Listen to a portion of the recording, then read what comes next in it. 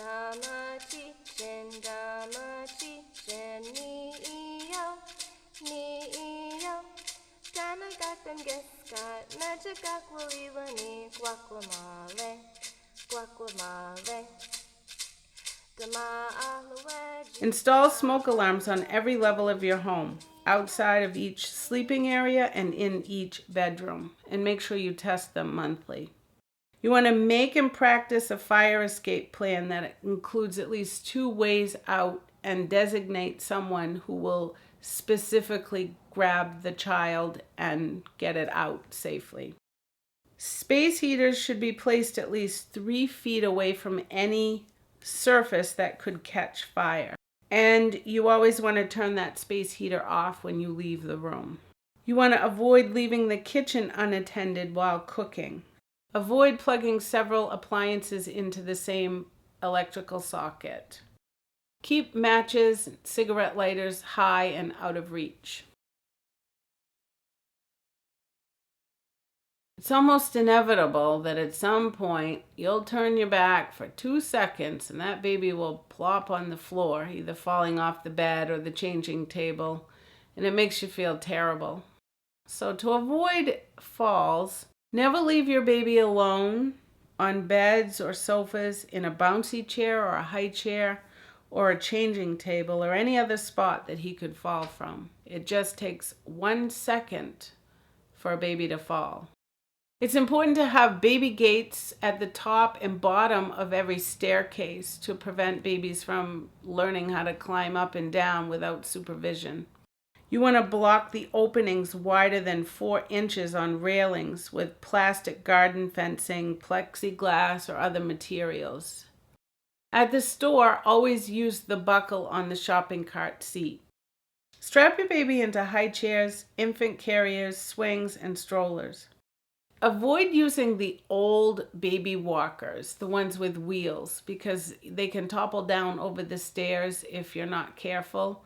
They now make what we call exercisers, which are the same type of seat as an old-fashioned baby walker, but there are no wheels. It's stationary. And so the baby gets all the benefit of standing and jumping and playing with things on the tray without having to worry about moving too close to a staircase. You want to secure the heavy furniture to the walls. Even ovens, when a child opens up an oven door, it can cause too much weight on the door and pull the whole oven on top of the child. Or if you have a grandchild that's a climber, climbing a bookshelf can cause it to topple down on top of them. The other hazard are dressers. Let's look at preventing poisonings. Read and follow instructions when giving any medication to children. Keep medicine in its original child-resistant container, and you want to lock medications and other medicines up and out of child's reach and sight. Let's look at household products. Be sure to store all household chemicals and cleaning products up and out of the reach of children. Use cabinet locks if necessary. And you want to know the poison control number. And that number is 1-800-222-1222. Carbon monoxide is another problem.